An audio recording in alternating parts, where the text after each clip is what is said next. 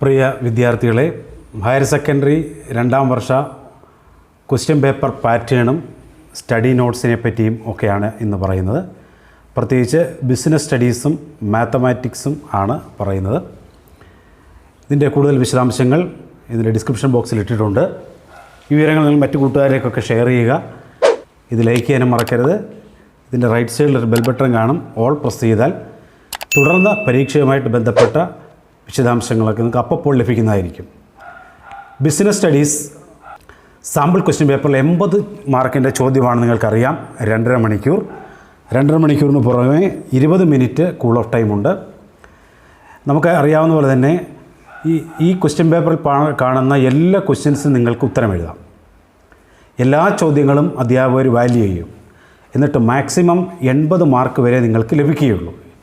അപ്പോൾ എല്ലാ ചോദ്യത്തിനും ഉത്തരം എഴുതാം. അറിയാവുന്ന ചോദ്യങ്ങൾ ആദ്യം എഴുതുക. പക്ഷേ മാക്സിമം കിട്ടുന്നത് 80 മാർക്കേ ഉള്ളൂ. അതുകൊണ്ട് ഈ പ്രാവശ്യം നിങ്ങൾക്ക് A+ മാർക്കും ഫുൾ മാർക്കും മേടിക്കാൻ നല്ല അവസരമാണ്.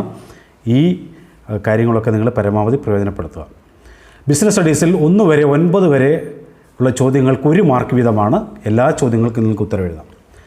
10 മുതൽ 17 വരെ 2 മാർക്കാണ്. അവിടെയും എല്ലാ ചോദ്യങ്ങൾക്കും ഉത്തരം എഴുതാം. മൂന്നാമത്തെ പാർട്ട് 18 മുതൽ 23 വരെയാണ്. 3 മാർക്ക് വീതമാണ്. അപ്പോൾ ആ ചോദ്യങ്ങൾക്കെല്ലാം നിങ്ങൾക്ക് ഉത്തരം എഴുതാം. നാലാമത്തെ പാർട്ട് 24 മുതൽ 31 വരെ 4 മാർക്കാണ്. അവിടെയും എല്ലാ ചോദ്യത്തിനും ഉത്തരം എഴുതാം. അഞ്ചാമത്തെ പാർട്ട് 32 മുതൽ 40 ക്വസ്റ്റ്യനാണ്. 5 മാർക്ക് വീതമാണ്. അവിടെയും എല്ലാ ചോദ്യത്തിനും ഉത്തരം എഴുതാം.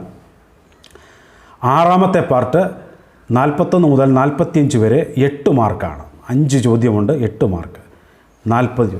അപ്പം ഈ പറയുന്ന എല്ലാ ചോദ്യങ്ങൾക്കും നിങ്ങൾക്ക് ഉത്തരം എഴുതാം. ഏതാണ്ട് 160 മാർക്കിൻ്റെ ചോദ്യങ്ങളുണ്ട്. 160 മാർക്കിന് എഴുതാം. പക്ഷേ നിങ്ങൾക്ക് ലഭിക്കുന്ന മാക്സിമം മാർക്ക് 80 മാർക്കാണ്. അപ്പോൾ ഒരുമാതിരി ഇതൊക്കെ പഠിക്കുന്ന കുട്ടികൾക്ക് ഈ ഫുൾ മാർക്ക് മേടിക്കാൻ സാധിക്കുന്നുണ്ട്. ഇതിൻ്റെ വീഡിയോസും അതുപോലെ തന്നെ നിങ്ങളുടെ ഷോർട്ട് നോട്ടും ഫോക്കസ് ഏരിയ നോട്ടും ഇതിൻ്റെ ഡിസ്ക്രിപ്ഷൻ ബോക്സിൽ കൊടുത്തിട്ടുണ്ട്. അത് നിങ്ങൾക്ക് നോക്കാവുന്നതാണ്. അത് നോക്കി കൂടുതൽ പഠിക്കാവുന്നതാണ്. എല്ലാവർക്കും നല്ല സ്കോർ ലഭിക്കട്ടെ. ഈ കാര്യങ്ങൾ മറ്റു കൂട്ടുകാരിലേക്ക് ഷെയർ ചെയ്യുക. ഇത് ലൈക്ക് ചെയ്യാനും മറക്കരുത്. അതോടൊപ്പം തന്നെ നമുക്ക് മാത്തമാറ്റിക്സും ഉണ്ട്. മാത്തമാറ്റിക്സിൻ്റെ മാർക്കും ഇപ്പോൾ പറയുകയാണ്. മാത്തമാറ്റിക്സിന് പ്രത്യേകിച്ച് സയൻസിന് ഈ വർഷം ഒരു പ്രത്യേകതയുണ്ട്. പ്രാക്ടിക്കൽ ഉള്ള വിഷയമാണ് മാത്തമാറ്റിക്സ് ഈ വർഷം. അതുകൊണ്ട് തന്നെ 60 മാർക്കിലാണ് ചോദ്യം. 2 മണിക്കൂർ പരീക്ഷയുണ്ട്. 20 മിനിറ്റ് കൂൾ ഓഫ് ടൈമുണ്ട്. കഴിഞ്ഞ വർഷത്തിൽ നിന്ന് വ്യത്യസ്തമായിട്ട് ഈ വർഷം മാത്തമാറ്റിക്സുകാർക്കുള്ള സവിശേഷത എന്ന് പറയുന്നത് അവർക്ക് പ്രാക്ടിക്കൽ ഉൾപ്പെടുത്തിയിട്ടുണ്ട്. 40 മാർക്ക് സെക്കൻഡ് ഇയറിൽ പ്രാക്ടിക്കലുണ്ട്. തീർച്ചയായിട്ടും അത് നിങ്ങൾക്ക് ബെനിഫിറ്റാണത്. കൂടുതൽ മാർക്കുകൾ സ്കോർ ചെയ്യാൻ സാധിക്കും, കൂടുതൽ പെർസെൻറ്റേജ് സ്കോർ ചെയ്യാൻ സാധിക്കും. അപ്പോൾ ഇപ്രകാരം ഇതിൻ്റെ ക്വസ്റ്റ്യൻ പാറ്റേൺ ആണ് പറയുന്നത്. പാർട്ട് എയിൽ 10 ചോദ്യങ്ങളുണ്ട്. 10 ചോദ്യങ്ങൾക്ക് 3 മാർക്ക് വീതമാണ്. അപ്പോൾ ഈ 3 മാർക്കിൻ്റെ എല്ലാ ചോദ്യത്തിനും നിങ്ങൾക്ക് ഉത്തരം എഴുതാം. പാർട്ട് ബിയിൽ 11 മുതൽ 22 വരെയാണ്. അവിടെ 4 മാർക്കിൻ്റെ ചോദ്യമാണ്. ഈ ചോദ്യങ്ങൾക്കെല്ലാം നിങ്ങൾക്ക് ഉത്തരം എഴുതാം. പാർട്ട് സിയിൽ 6 മാർക്കിൻ്റെ ചോദ്യങ്ങളാണ്. ഇവിടെയും 23 മുതൽ 29 വരെ. അപ്പോൾ ഇപ്രകാരം 120 മാർക്കിൻ്റെ ചോദ്യങ്ങൾ കാണും. എല്ലാ ചോദ്യത്തിനും നിങ്ങൾക്ക് ഉത്തരം എഴുതാം. പക്ഷേ 60 മാർക്കാണ് മാക്സിമം കിട്ടുന്നത്. 60 മാർക്ക് കഴിയുമ്പോൾ ഇത് നിങ്ങൾക്ക് അവിടെ വെച്ച് മാർക്കടിയിൽ സ്റ്റോപ്പ് ചെയ്യും എന്നുള്ളതേ ഉള്ളൂ. എല്ലാ ചോദ്യത്തിനും ഉത്തരം എഴുതാം. ഈ 29 ക്വസ്റ്റ്യൻസിന് നിങ്ങൾക്ക് 2 മാർക്ക് വെച്ച് കിട്ടിയാൽ തന്നെ ഏകദേശം 60 മാർക്കുകളും ആകുന്നുണ്ട്. അപ്പോൾ ആ കാര്യം പ്രത്യേകം ശ്രദ്ധിക്കുക. എല്ലാ ചോദ്യത്തിനും ഉത്തരം എഴുതാൻ ശ്രമിക്കുക.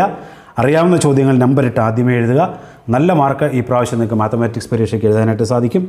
കഴിഞ്ഞ വർഷത്തിൽ നിന്ന് വ്യത്യസ്തമായിട്ട് ഞാൻ പറഞ്ഞ പോലെ തന്നെ 60-ലാണ് മാർക്ക്. അതുകൊണ്ട് 40-ൽ നിങ്ങൾക്ക് പ്രാക്ടിക്കൽസിന് കൂടുതൽ മാർക്ക് ലഭിക്കാൻ സാധ്യതയുണ്ട്. ഫുൾ മാർക്കൊക്കെ ലഭിക്കും. അപ്പോൾ ടോട്ടൽ പെർസെൻറ്റേജ് വരുന്നതിന് അതിനനുസരിച്ച് കൂടാനുള്ള സാധ്യതയുണ്ട്.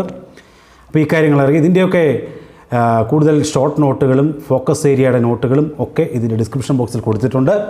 അത് നോക്കുക. അത് നോക്കി നിങ്ങൾ നന്നായിട്ട് പഠിച്ചിട്ട് പോവുക നാളത്തെ പരീക്ഷയ്ക്ക്. ഇനിയുള്ള സമയം നിങ്ങൾ പരമാവധി യൂട്ടിലൈസ് ചെയ്യുക. ഈ കാര്യങ്ങൾ നിങ്ങൾ മറ്റു കൂട്ടുകാരിലേക്കൊക്കെ ഷെയർ ചെയ്യുക. അതോടൊപ്പം തന്നെ ഇത് ലൈക്ക് ചെയ്യാനും മറക്കരുത്. ഇതിൻ്റെ റൈറ്റ് സൈഡിൽ ഒരു ബെൽ ബട്ടൺ കാണും. ഓൾ പ്രസ് ചെയ്താൽ തുടർന്ന് വരുന്ന വീഡിയോസും പരീക്ഷയുമായിട്ട് ബന്ധപ്പെട്ട വീഡിയോസും ഒക്കെ നിങ്ങൾക്ക് അപ്പോൾ ലഭിക്കും. ഈ ചാനൽ സബ്സ്ക്രൈബ് ചെയ്യാൻ മറക്കരുത്. Thank you.